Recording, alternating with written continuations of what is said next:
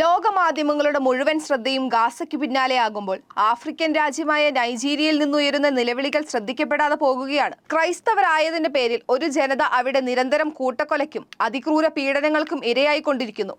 ഇതാകട്ടെ ഇന്നും ഇന്നലെയും ഒന്നും തുടങ്ങിയതല്ല. 2009 തുടങ്ങി മെല്ലെ മെല്ലെ ശക്തിയാർജിച്ചു വരുന്ന ആസൂത്രിത വംശഹത്യയാണ്. ബോക്കോ ഹറാം പോലുള്ള ഇസ്ലാമിക ഭീകര സംഘടനകൾ ഈ പാവങ്ങളെ ജീവിക്കാൻ അനുവദിക്കുന്നില്ല. കൊലയ്ക്കും കൊള്ളിവെപ്പിനും പുറമെ കഠിനാധ്വാനം ചെയ്തുണ്ടായ ഫലഭൂവിഷ്ടമായ കൃഷിയിടങ്ങളിൽ നിന്ന് ആളുകളെ ആട്ടിപ്പായിച്ച് അവയുടെ നിയന്ത്രണവും ഭീകരർ സ്വന്തമാക്കുന്നു. നേരിടാനുള്ള ത്രാണിയില്ലാത്തതിനാൽ മരണവും പീഡനങ്ങളും ഈ ജനത ഏറ്റുവാങ്ങുകയാണ്. മറ്റു ചിലരാകട്ടെ സർവവും ഉപേക്ഷിച്ച് എങ്ങോട്ടെന്ന് നിശ്ചയമില്ലാതെ പലായനം ചെയ്യുന്നു. വിശ്വാസം സംരക്ഷിക്കാൻ ഇവർ അനുഭവിക്കുന്ന പീഡനപർവം വിവരണാതീതമാണ്. സംരക്ഷണം നൽകേണ്ട സർക്കാർ മൗനം തുടരുകയും ചെയ്യുമ്പോൾ ഭീകരരുടെ ലക്ഷ്യം നിറവേറപ്പെടുകയാണ്. രാജ്യത്തെ ക്രൈസ്തവ മുക്തമാക്കുക എന്നതാണ് ഭീകരരുടെ പ്രഖ്യാപിത ലക്ഷ്യം. വൈദികരെയും വൈദിക വിദ്യാർത്ഥികളെയും തട്ടിക്കൊണ്ടുപോയി വൻതുക മോചനദ്രവ്യം ആവശ്യപ്പെടുന്നത് പ്രധാന വരുമാന മാർഗമായാണ് ഭീകര സംഘടനകൾ കാണുന്നത്.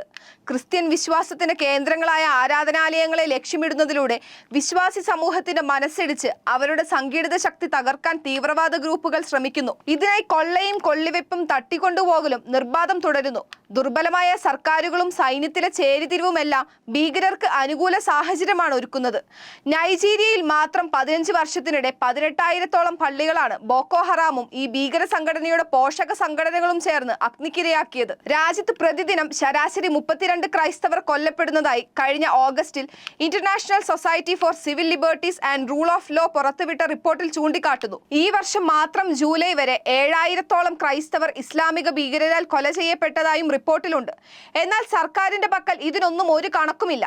ലോകമെങ്ങുമുള്ള പീഡിത ക്രൈസ്തവരെ സഹായിക്കുന്ന സംഘടനയായ ഓപ്പൺ ഡോഴ്സിന്റെ 2025 വേൾഡ് വാച്ച് ലിസ്റ്റ് പ്രകാരം ലോകത്ത് ക്രൈസ്തവരെ സംബന്ധിച്ചിടത്തോളം ഏറ്റവും അപകടകരമായ രാജ്യങ്ങളിലൊന്നാണ് നൈജീരിയ. ക്രൈസ്തവരാണെങ്കിൽ ഓരോ നിമിഷവും ഇവിടെ ഭീതിയോടെ മാത്രമേ ജീവിക്കാൻ കഴിയൂവെന്നും റിപ്പോർട്ടിൽ പറയുന്നു. നൈജീരിയയിലെ ഭീകരാവസ്ഥ തുടരാൻ കാരണം സർക്കാരിന്റെ ഭാഗത്തു നിന്നുള്ള നിഷ്ക്രിയത്വവും അന്താരാഷ്ട്ര സമൂഹത്തിന്റെ ദുർബലമായ പ്രതികരണവുമാണ്. ക്രിസ്ത്യൻ ഭൂരിപക്ഷ പ്രദേശങ്ങളിൽ സുരക്ഷാ സേനയുടെ വിന്യാസം പലപ്പോഴും വൈകുകയോ അല്ലെങ്കിൽ ഫലപ്രദമല്ലാതിരിക്കുകയോ ചെയ്യുന്നു. ഇത് ഭീകരവാദ ഗ്രൂപ്പുകൾക്ക് കുറ്റകൃത്യങ്ങൾക്ക് ശിക്ഷിക്കപ്പെടില്ല എന്ന ധാരണ നൽകുന്നു. നൈജീരിയയ്ക്ക് പിന്നാലെ സൊമാലിയയിലാണ് ആഫ്രിക്കയിൽ ക്രൈസ്തവർക്ക് നേരെ ഏറ്റവും കൂടുതൽ ഭീകരാക്രമണങ്ങൾ ഉണ്ടാകുന്നത്. രാജ്യത്ത് ഇസ്ലാമിക തീവ്രവാദം ഉയർത്തുന്ന വെല്ലുവിളി എന്നത്തേക്കാളും ഉയർന്ന അവസ്ഥയിലാണ്. പ്രാദേശിക മേഖലകളിൽ നിന്നെല്ലാം ക്രൈസ്തവർ കൂട്ടത്തോടെ പലായനം ചെയ്യുകയാണ്.